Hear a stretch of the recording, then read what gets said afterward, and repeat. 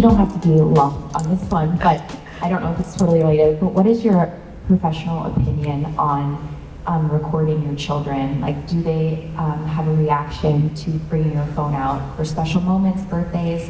Like, as parents, we want to remember that, and you just don't want to go overboard or where are the boundaries for that? Yeah, that's a great question. And I think it depends, because I think what is happening is everything is recorded and then put in the public domain.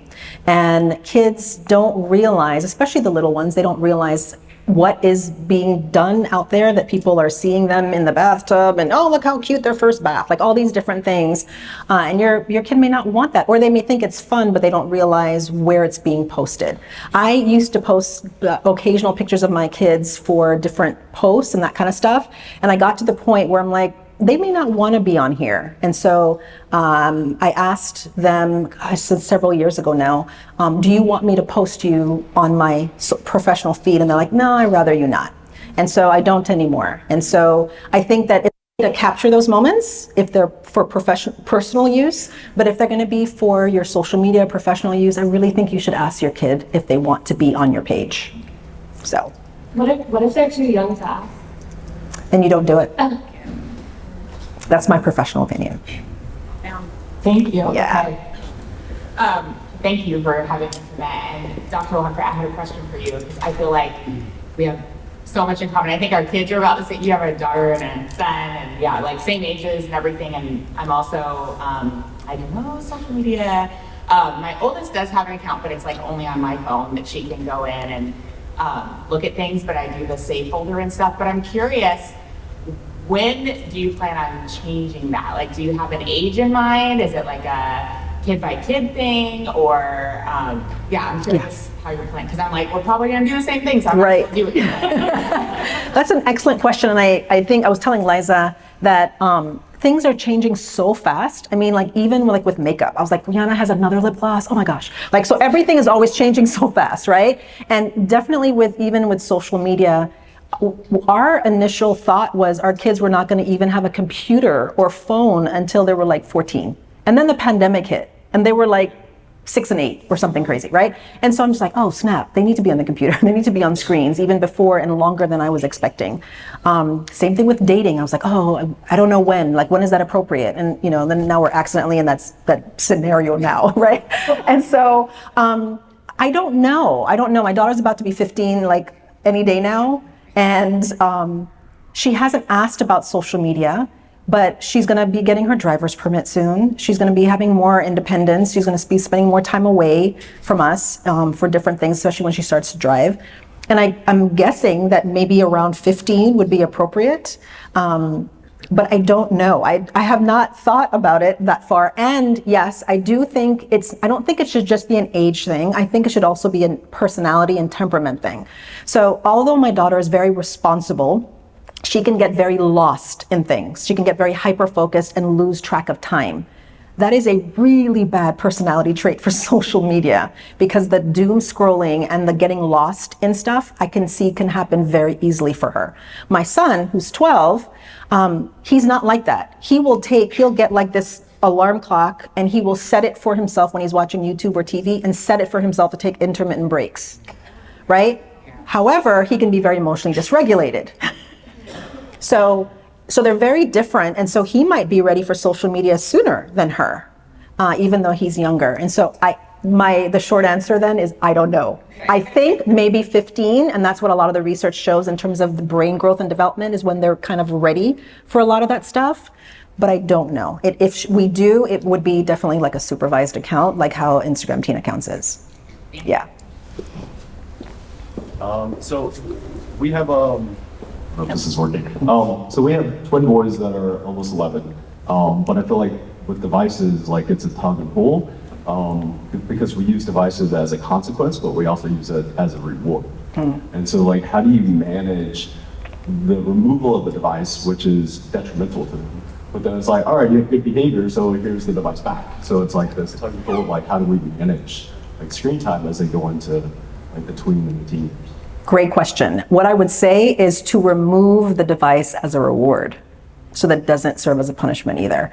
Because whenever if you're giving your kids something and it's like, woohoo, it has more value to them. And so then it feels like, as a parent, then the only consequence that I have when they misbehave or do something inappropriate is to take it away, because that's the thing that they love the most. And I think that is a dangerous kind of punishment spiral to engage in, because if your kid is doing something and you take away the screens, and taking away the screens have nothing to do with the behavior, then you're not really teaching them anything. So for example, if caught my daughter on the phone after bedtime, she was talking to a friend, it would make sense to take away the screen. You're on the screen after bedtime and you shouldn't be, but I'm also curious, tell me why you were on the device after bedtime. Oh, because I was feeling really sad and my friend was supporting me. That makes sense to me. You still need to go to bed, right? So having a restriction on the screen makes sense. But if your kid, I don't know, has bad grades or does something else that is totally unrelated to the screens, for example, it doesn't make sense to take away screens as an option unless the screen is the reason why they have this problem. So I would say, as a parent, try to be more creative. And when you are taking away something, or you have a consequence rather, because taking away is more of a punishment that doesn't really teach anything. Consequences or discipline is what teaches and shapes behavior. So if you want to shape behavior and create a different type of response, do something related to that behavior. Okay, rather than just taking away phones and screens as a consequence. Do something different, because whenever you have a consequence, it needs to be skill building rather than just punishment based. Okay. I need to have you like in my pocket, and I have you. Like, that's great. Hi. So I have a question for you and then Dr. Lockhart. So I have a 14-year-old, and she just started using Instagram. And I've set it to private right now because I'm trying to teach her how to communicate better online, because I told her that, you know, that we all have a different persona online versus the real world. And so she's just connected to her friends. But sometimes these conversations are online versus offline. And that conversation, sometimes I look at her messages, I do tell her that I have access to everything that she is using. And a lot of that conversation, I feel about, like a slight bullying, but like not bullying. So what are some restrictions that would help, like, alert the parent, like, hey, these conversations are not appropriate? And also, for me, Dr. Lockhart, like, how would you speak to your teens who are, you know, having an issue online, and then now they have to talk about that offline? What I would say from the parent perspective is, she knows that you're already looking. And by the way, if you're going to check your teen's phone, you need to let them know that. Don't just be like low-key looking at it and then just try to, you know, engage them in a way that's sneaky. Just be honest and tell them what you're doing. So if you notice that, then say that. Use that kind of language, that observational language. Hey, I noticed when I was going through your DMs that you have this kind of situation going on, this interaction with this friend, and it seems kind of off to me. What are your thoughts on it? So I think being curious about it, so that you're not getting judgy or just saying no phones for a month. Like, you just get curious about it and use the observational language, because one of the executive function skills for teens is self-awareness and self-monitoring. And that is one of the last skills to develop. Like, they are kind of clueless, which is why when you say, watch your tone, they're like, what tone? What do you mean? Like, they literally don't know. They're not aware when they're rolling their eyes. Not all, some of them are, but they're not always aware when they have this tone, or when someone is coming across in a kind of rude way. I mean, this generation, if you put a period at the end of a text, that's rude. You know, that's like, you're so hostile, right? So sometimes they don't read things properly because they're overreading other things. So I would say use kind of that I notice or observational language. Hey, I'm noticing this and I have some thoughts, but I want to hear your thoughts on that.